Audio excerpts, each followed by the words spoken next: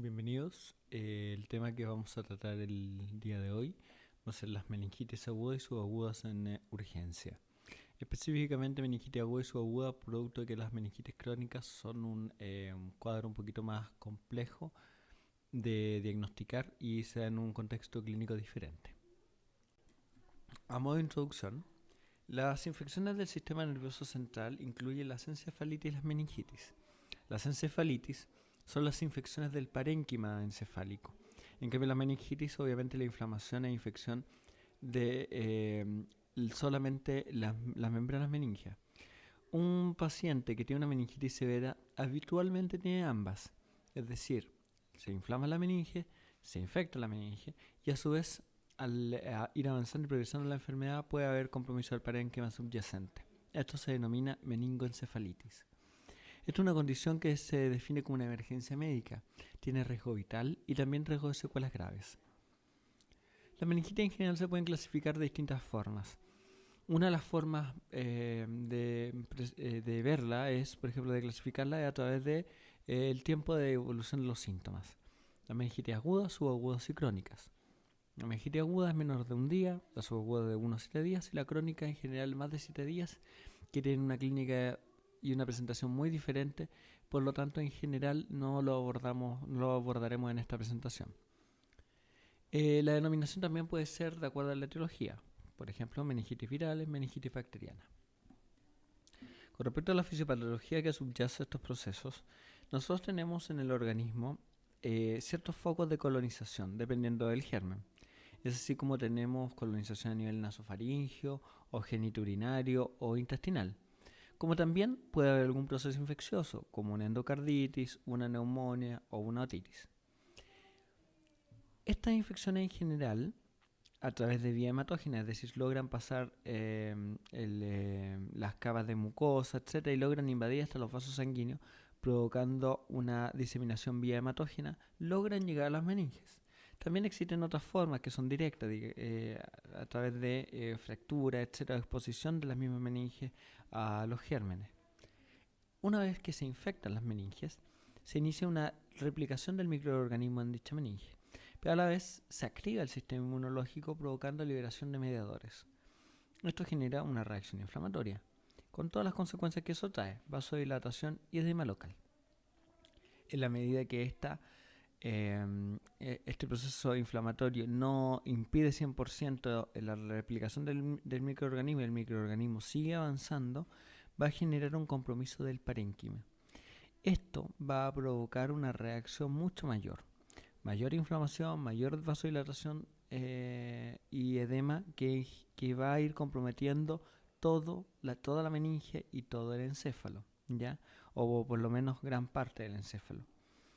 Esto a su vez se exacerba con mayor edema, producto de que al alterarse el líquido cefalorraquídeo se produce una obstrucción mecánica del flujo del líquido cefalorraquídeo. Eso provoca un edema intersticial.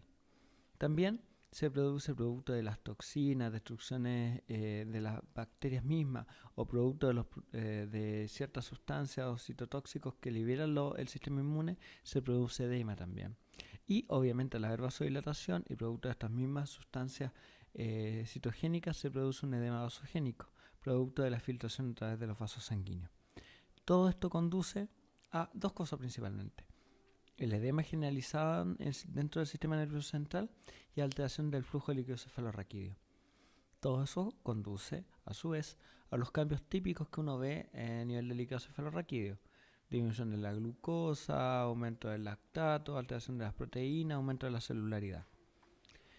Todo este edema se va acumulando a nivel del sistema nervioso central, que es una caja cerrada, provocando aumento de la presión intracraniana. Hay que recordar que el flujo sanguíneo cerebral depende principalmente de la presión intracraniana y de la presión arterial sistólica.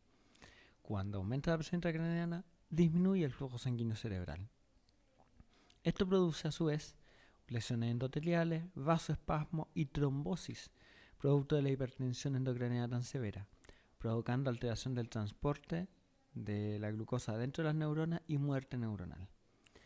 Todo esto provoca hipertensión endocraniana con el riesgo de herniaciones, como también la misma infección Puede provocar una sepsis severa, shock séptico refractario, daño orgánico múltiple y la muerte del paciente en definitiva. ¿Cuáles son las causas de las meningitis? Bueno, la mayoría son infecciosas y en general la mayoría son virales. Las vías de diseminación, como habíamos comentado, son principalmente tres. La vía hematógena, que es la más frecuente. La vía directa contigua, por ejemplo, dada en sinusitis, otitis, mastoiditis.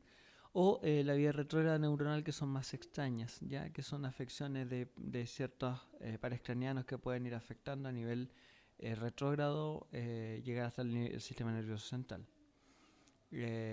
Podría darse, por ejemplo, en el virus de la rabia. Existen otras causas que no son infecciosas y eso hay que tenerlo claro. Y lamentablemente las causas son tremendamente variables de acuerdo a ciertos factores de riesgo que tienen los pacientes. Los factores de riesgo determinan qué tipo de causas puede tener el paciente. Veamos. Las meningitis bacterianas, si bien no son las más frecuentes, son las que tienen mayor morbimortalidad. Por eso siempre se habla principalmente de meningitis bacteriana. Como habíamos mencionado, las meningitis bacterianas en general se producen producto de un foco infeccioso primario o desde zonas que están colonizadas, ¿ya? La mayoría son de presentación subaguda, más o menos un 75%. Cuando son de presentación aguda, son de muy mal pronóstico. Son pacientes que ingresan, como habíamos mencionado previamente, con una clínica muy catastrófica. Los pacientes caen rápidamente en shock séptico, edema cerebral, hipertensión del cráneo y fallecen rápidamente, incluso a pesar de las medidas que uno puede instaurar. Pero de todas maneras hay que instaurarlas lo más precozmente. Dentro de las causas más frecuentes están, por ejemplo, la más frecuente, el Streptococcus pneumoniae o neumococo, que es un coco gram positivo, ¿ya? Habitualmente está presente en la nasofaringe de pacientes sanos, hasta un 5 a 10%, y en los niños sanos es más frecuente todavía, entre un 20 a un 40% de colonización, ¿ya? Ataca las meninges cuando hay algún factor que permite que este germen que está colonizando invada, por ejemplo, una infección viral reciente o inmunodeficiencia. También cuando hay un foco infeccioso primario, por ejemplo una neumonía, a través de las bacteriemias puede llegar llegar a las meninges. El hemófilo de influenza es un coco bacilo pleomórfico gram negativo. Pertenece a la flora habitual del tracto respiratorio alto, ¿ya? Se contagia, por lo tanto, por vía aérea o por secreciones. Su incidencia ha ido disminuyendo producto de factores que vamos a ver más adelante. El Streptococcus agalactiae, o conocido Streptococcus grupo B, es un coco gram positivo, ya que está presente a nivel gastrointestinal hasta en un 5-40% de los pacientes, principalmente de las mujeres, que también lo pueden tener a nivel del tracto genitourinario. Es por eso que explica que los neonatos, la mayoría de los pacientes que tienen meningitis y son neonatos, es por este grupo, el Streptococcus grupo B, casi un 70%. La Neisseria meningitidis o meningococo es un diplococo gram negativo. Están presentes también como colonizadores de la nasofaringe. Genera bastante revuelo, principalmente porque se puede presentar en dos formas. Como casos esporádicos, que es la gran mayoría, 95-97%, o como casos epidemiológicos, epidémicos, que es menos del 3%.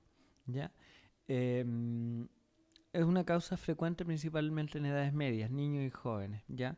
Es por eso que causa tanto revuelo, porque cuando se presenta en forma epidémica y ataca a niños y jóvenes, claramente es mucho más llamativo desde el punto de vista social que una infección que puede causar una infección no epidémica, como son la Streptococcus pneumoniae.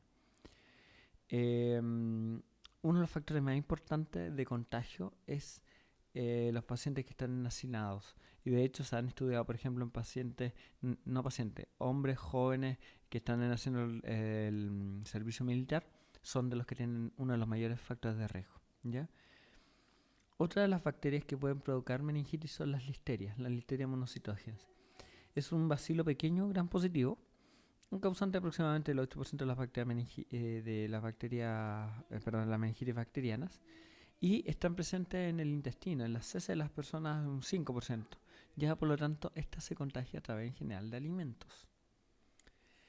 Otras bacterias son los bacilos gram negativos, que obviamente dentro de las que tenemos Escherichia coli, Klebsiella pneumoniae y Serratia, como también Pseudomonas o Salmonella, que son frecuentes principalmente en ancianos, inmunocomprometidos y también en neonatos.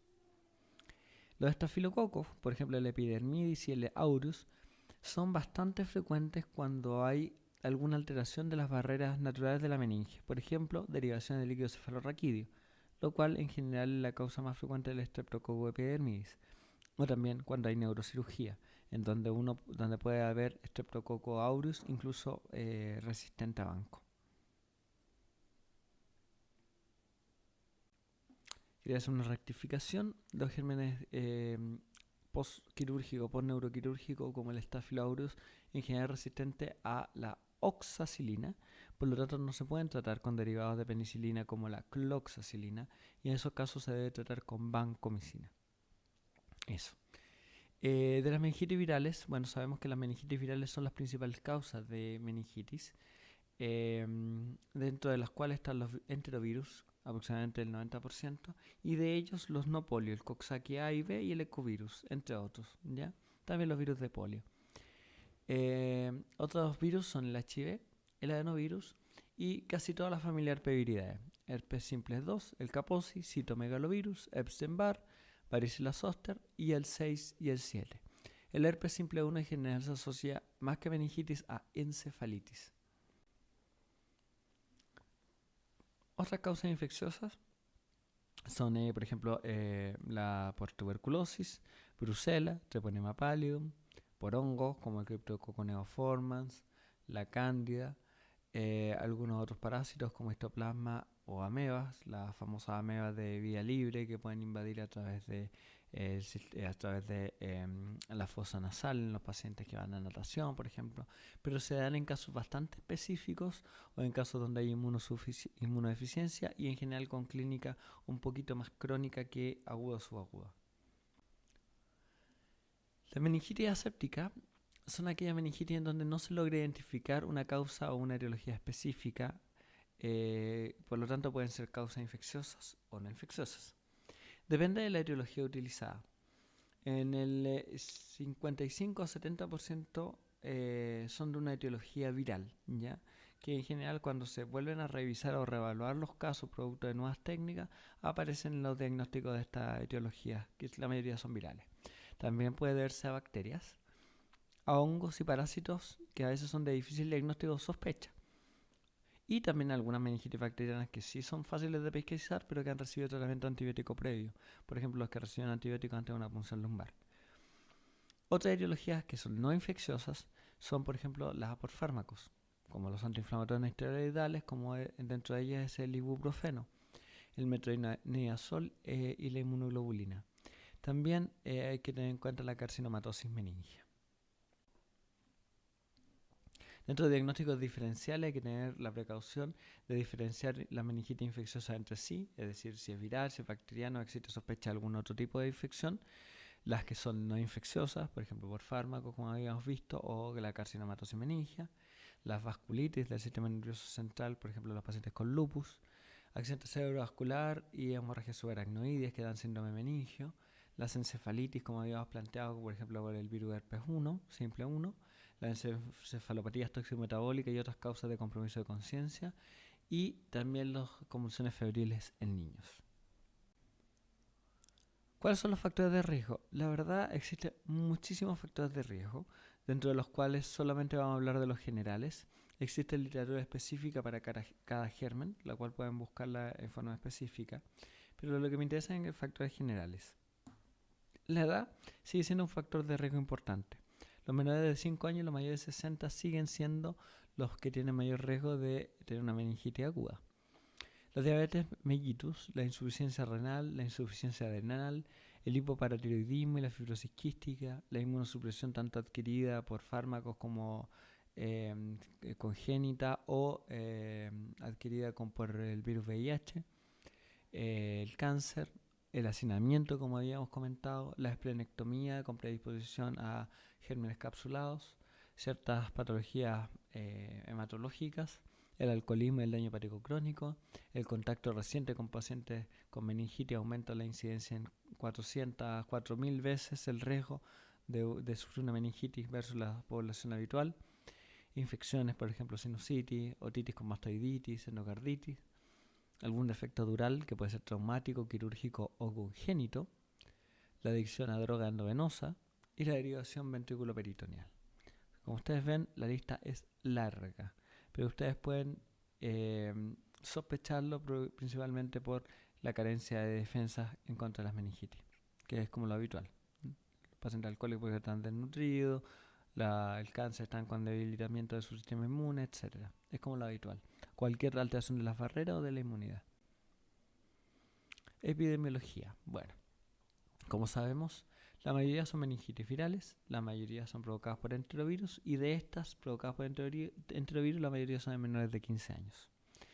La meningitis bacteriana, la gran mayoría antes era explicada por neumococo, meningococo y el hemófilus.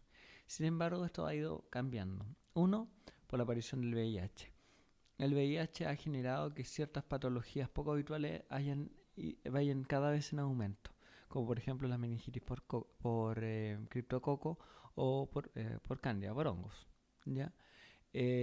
También las campañas de vacunación, principalmente la antihemófila influenza, ha sido con un tremendo impacto epidemiológico, disminuyendo claramente. Antes era la primera causa, actualmente disminuyó a ser una de las tercera o cuarta causas, ¿ya? También las campañas de screening, por ejemplo la que se hace obligatoriamente por el estreptococo grupo N en embarazadas, también es ha tenido impacto epidemiológico.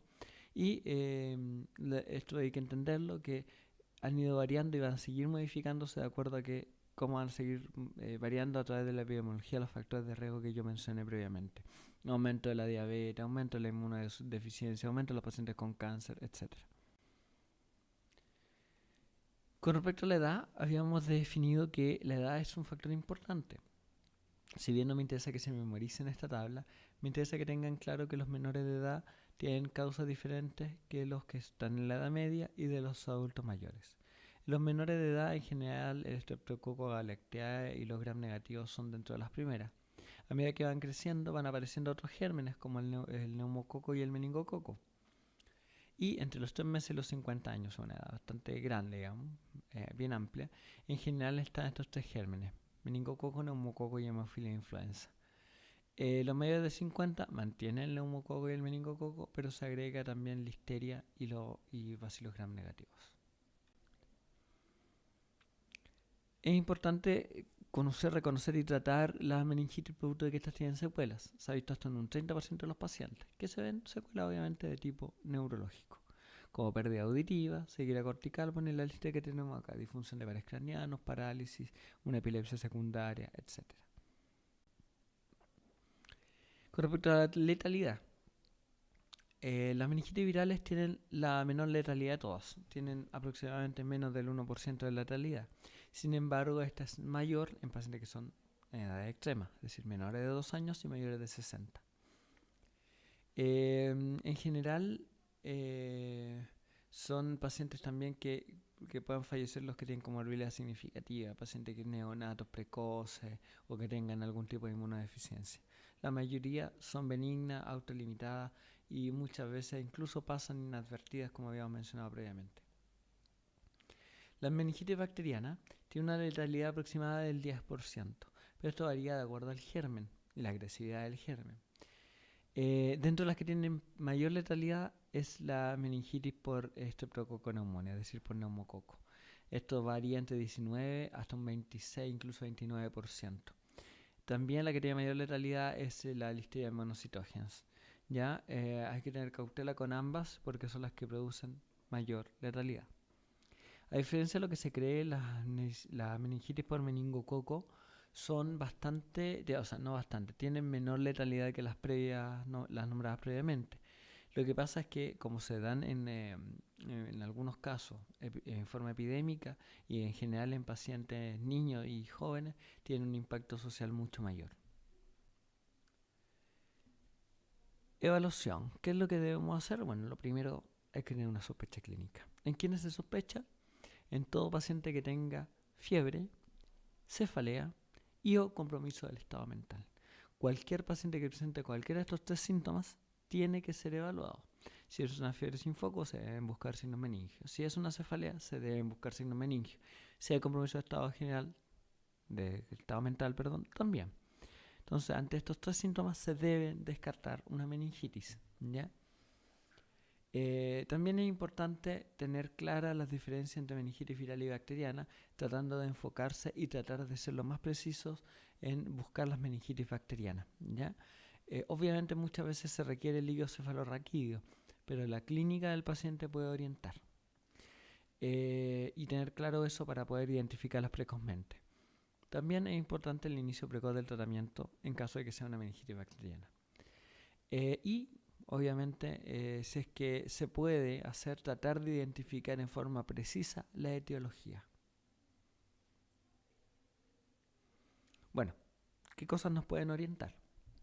La anamnesis es importante porque, como sabemos, el 85% de la meningitis bacteriana tienen algunos de estos síntomas: fiebre, cefalea o rigidez cervical.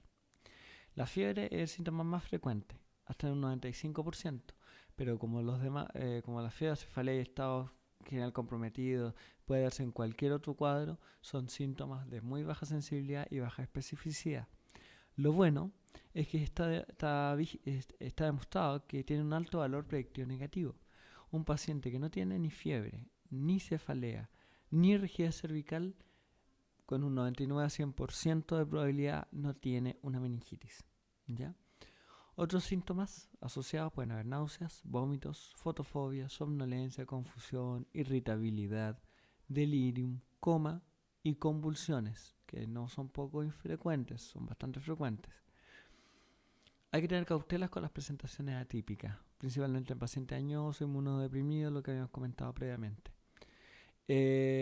También hay que definir en estos pacientes la forma y tiempo de inicio. Habíamos dicho que las meningitis agudas tienen peor pronóstico, ¿ya? Y en general, la meningitis agudas propiamente tal, orientan más a una etiología bacteriana.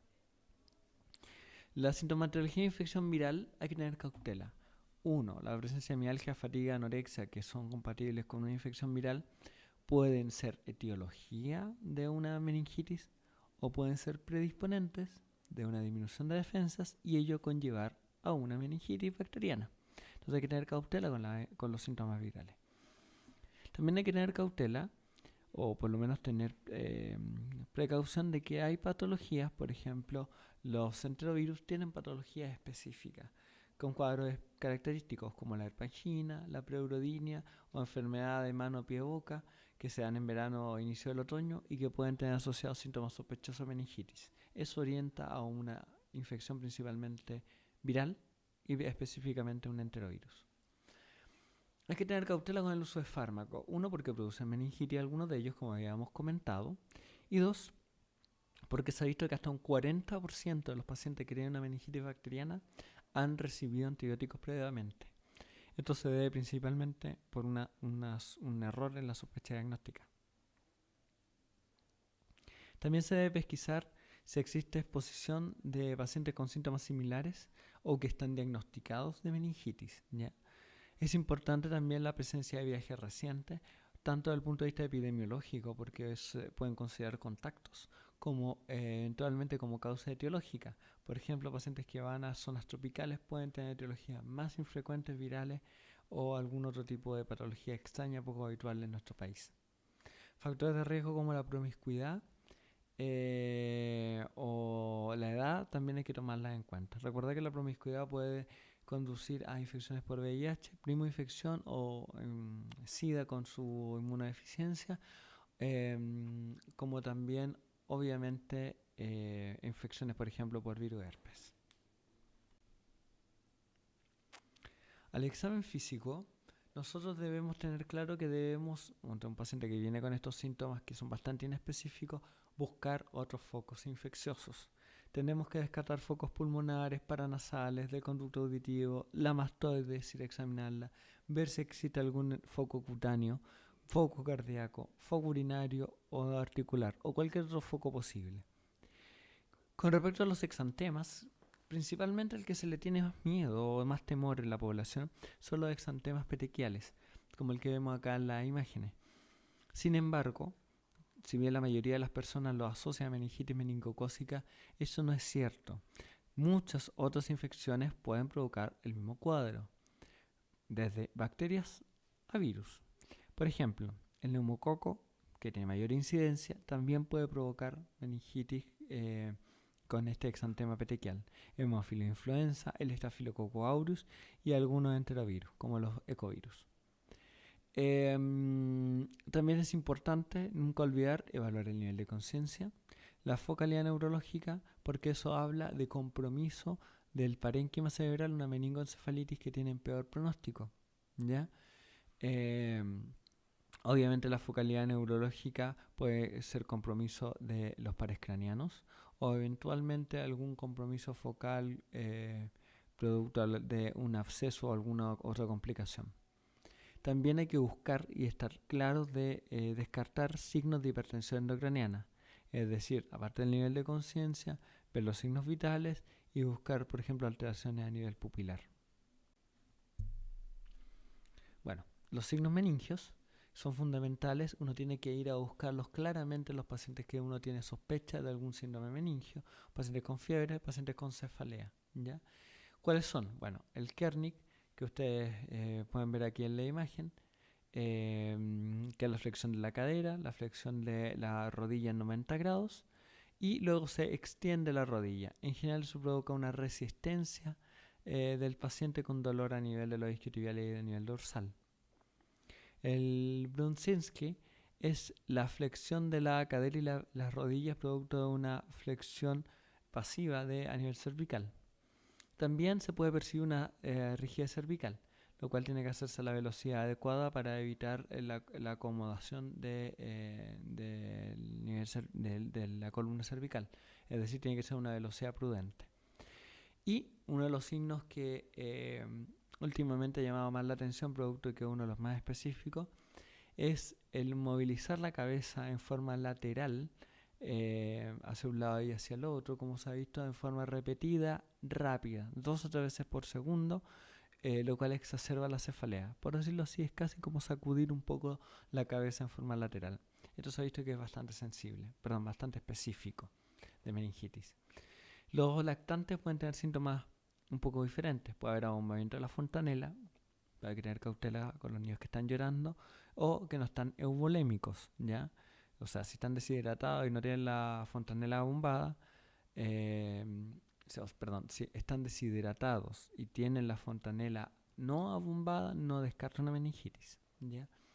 La irritabilidad paradójica, es decir, que los niños normalmente se tranquilizan cuando uno los toma en brazos, pero ellos, al contrario, se quedan tranquilos si no los mueven y si los levantan se ponen a llorar. Tienen un sollozo o un llanto agudo, porque la vibración por el llanto más grave puede provocar mayor irritabilidad y dolor.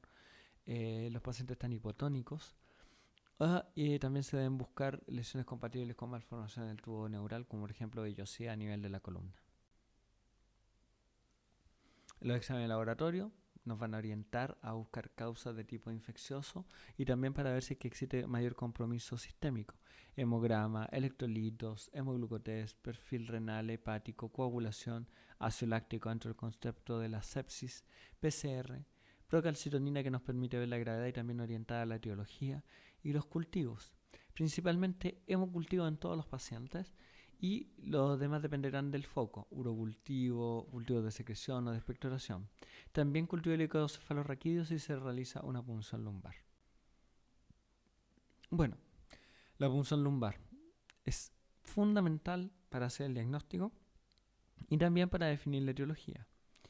El problema está en que no está disponible en todos lados, se debiese realizar en todos los servicios de urgencia, excepto cuando está contraindicada. Y está contraindicada en los pacientes que tienen hipertensión endocraniana, ¿ya? Tiene indicación de imágenes antes de una punción lumbar cualquier paciente que ha presentado convulsiones, cualquier paciente inmunocomprometido, paciente que tiene signos como digo, de hipertensión intracraniana con papiledema o algún hallazgo focal, o alteraciones de conciencia moderada a severa, ¿ya?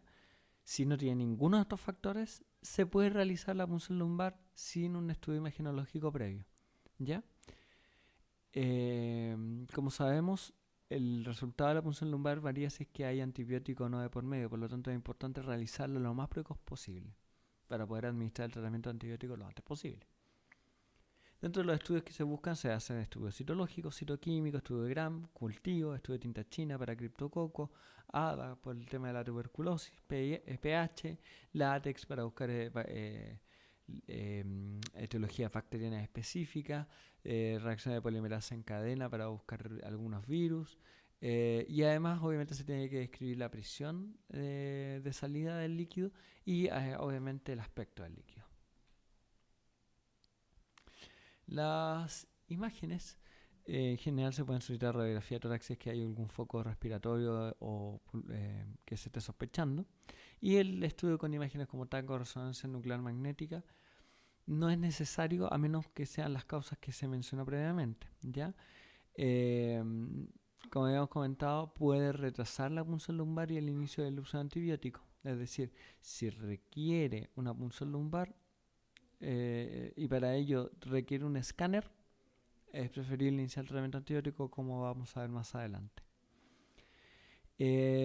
No siempre permiten descartar la presencia de meningitis. Si bien son bastante sensibles, no todas las meningitis se pueden descartar con imágenes. ¿Cuál es el manejo? Bueno, obviamente darle la prioridad a los pacientes que son sospechosos, ¿ya? Todos estos pacientes tienen que hacerse precauciones de contacto. Las que requieren precauciones de contacto principalmente son la meningitis meningocócica y la paremófilo influenza. Ya hasta que se demuestre que no existe ninguna de ellas, el aislamiento es un aislamiento respiratorio por gotitas, es decir, mascarilla, lavado de mano y las precauciones habituales. Obviamente requiere una estabilización, el ABC, la vía aérea, la oxigenación del paciente, la perfusión con aporte de volumen, como cualquier paciente con un cuadro séptico, ¿ya? Y la derivación precoz tiene que ser una prioridad, ¿ya? En general se tiene que derivar centro de mayor complejidad, pero no hay que olvidar que todo paciente que se deriva se tiene que optimizar el tiempo y tratar de iniciar el estudio y las medidas de, aparte de la estabilización, el manejo adecuado en la forma más precoz posible. Por ejemplo, el inicio de antibióticos o la punción lumbar. Bueno, ¿qué tenemos que tratar en un paciente que tiene meningitis? Bueno, hay varias cosas que tratar. Como vimos, hay que tratar los síntomas. Pacientes tienen que tener controlada su temperatura. Hay que tratar el dolor, por supuesto. Cualquier cosa que exacerbe las molestias como la tos, la agitación de los pacientes en caso que presenten ese tipo de molestias, náuseas y vómitos. También hay que tratar todo tipo de signo de complicación, si hay hipoxia, si hay shock, si hay arritmia, si hay descompensación de patologías crónicas, ojo, pacientes diabéticos, por ejemplo, que puedan tener hipoglicemia o hiperglicemia, todo eso hay que controlarlo, ¿ya? Obviamente hay que hacer un manejo de las convulsiones acorde a los protocolos adecuados y no olvidar que si hay signos de hipertensión endocraniana hay que manejarla en forma agresiva. Posibilidades: manitol, también puede ser sodio hipertónico, o la hiperventilación controlada en los pacientes que están intubados. No olvidar la posición de la cabeza en 30 grados y en línea media. Si hay una sospecha de meningitis bacteriana, nosotros tenemos distintas alternativas, las cuales tenemos que tener bastante claras. Si hay sospecha de meningitis bacteriana, hay que realizar punción lumbar si no está contraindicada, ¿ya? E iniciar la primera dosis de antibiótico dentro de los 30 minutos de ingreso del paciente. Sospecha de meningitis bacteriana, buena priorización, aislamiento, se optimiza oxigenación, volumen, se prepara la punción lumbar, se toma la muestra, se toman los hemocultivos y se administra el antibiótico. Idealmente todo dentro de 30 minutos. Si por alguna causa no es posible realizar esta punción lumbar dentro de los primeros 30 minutos, hay que iniciar el tratamiento antibiótico empírico, ¿ya? Esto se puede ver por problemas técnicos, no existe disponibilidad de personal o alguna otra cosa que requiere imágenes o hay signos de hipertensión endocraniana, ¿ya? En todos los casos que se administra antibiótico, se tome o no se tome la punción lumbar, se deben tomar hemocultivos. Ahora, con respecto a qué antibiótico utilizar. Lamentablemente, debido a que las etiologías son variables, el antibiótico a utilizar también es variable de acuerdo a los factores de riesgo. En términos muy generales, la mayoría requiere una cefalosporina. Esto también depende de la resistencia a los antibióticos en ciertas zonas, pero una cefalosporina, que puede ser cefotaxima o ceftriaxona, dependiendo si es riesgo, por ejemplo, de pseudomonas, y se puede agregar algún otro antibiótico, como por ejemplo ampicilina, que en general es para la Listeria monocytogenes. Y se puede agregar adicionalmente vancomicina si existe alguna sospecha de un estreptococo neumonía resistente a penicilina, o por ejemplo un estafilococo aureus resistente a oxacilina, por ejemplo en pacientes que han tenido algún procedimiento neuroquirúrgico o han tenido un TEC abierto. Con respecto al uso de corticoides, ha sido bastante controversial. Sin embargo, está demostrado que mejora el pronóstico de algunas meningitis bacterianas. Por ejemplo, se ha visto por tuberculosis, por hemofiloinfluenza, por neumococo. En algunos casos se ha visto también en meningococo en algunos estudios aislados. Sin embargo, se predispone a un beneficio, o que existe un beneficio por el uso de corticoides en forma precoz, ¿ya? Por lo tanto, cada vez que se administre tratamiento antibiótico, se debe iniciar tratamiento con corticoides, ¿ya? El tiempo de inicio de los corticoides es importante. Se ha demostrado que el beneficio es solamente si se da antes o durante la administración de la primera dosis de antibiótico. Es decir, llega un paciente con sospecha de meningitis bacteriana, se le va a realizar la punción lumbar, se está pasando el corticoide en forma paralela y una vez tomadas las muestras, tanto hemocultivos como la punción lumbar, se administra el antibiótico en forma precoz. Lo que está demostrado es la dexametasona, que es de 0,15 miligramos por kilo dosis, se tiene que repetir cada 6 horas por 2 a 4 días y recordar que las ampollas son de 4 miligramos. Hay que recordar que la importancia epidemiológica de las meningitis es importante. De hecho, está dictaminado que una meningitis de tipo, una enfermedad infecciosa invasiva por hemófila influenza o meningococo, como son las meningitis, son de notificación inmediata. Es decir, no requieren la certificación para hacer la notificación. La notificación se podrá confirmar o no posteriormente si es que se identifica el germen, pero si hay una sospecha se debe dar aviso en forma inmediata. Recordar que existen grupos como las meningitis meningocócicas epidémicas, por lo tanto los servicios de salud tienen que estar informados de este tipo de casos, ¿ya? ¿Quiénes se consideran contactos los pacientes con una meningitis? Bueno, todos aquellos que viven bajo el mismo techo, esto sea domiciliario en un recinto militar o una embarcación, el personal médico que ha realizado reanimación boca a boca, principalmente, y las personas que permanecen 5 horas o más dentro de un recinto cerrado con él. Por ejemplo, lo típico y lo que ustedes más conocen, los que han viajado en un bus que son de viajes largos más de 5 horas. ¿Qué se debe hacer con todos estos pacientes? Bueno, a todos ellos hay que realizar un seguimiento. Obviamente se le tiene que indicar el retorno al servicio de urgencia en caso de síntomas sospechosos. No es bueno inducir demasiado los síntomas, producto de que muchas personas se sugestionan y esto se transmite muy rápidamente. Me refiero a una información distorsionada. Es habitual que lleguen vecinos de amigos que tenían una meningitis diagnosticada en un escolar y con cefalea o síntomas inespecíficos pensando que puedan tener una meningitis, y hay que tener cautela con ellos. Se debe hacer todo el procedimiento para descartar si corresponde a una meningitis, ¿ya? En los pacientes hay que indicar profilaxis en los casos de contacto. Las profilaxis, hay que recordar, no tratan la enfermedad, solamente permite la erradicación del germen, ¿ya? Es decir, pacientes que están siendo colonizados por estos gérmenes más agresivos, por ejemplo el meningococo epidémico, pueden ser erradicados, pero cuando está presente una meningitis, esto ya no es terapia. ¿Qué alternativa? Bueno, rifampicina es una de las principales, la más habitual, pero también se puede dar ceftriaxona, la dosis que está ahí, que es la de elección en las mujeres embarazadas. Otra comodidad que tiene el ciprofloxacino, que es una dosis única y es vía oral. Entonces muchas veces, actualmente se ha ido cambiando la rifampicina por ciprofloxacino vía oral en una dosis única. Eso, muchas gracias, espero que le haya quedado un poco más claro el cuadro de meningitis. Gracias.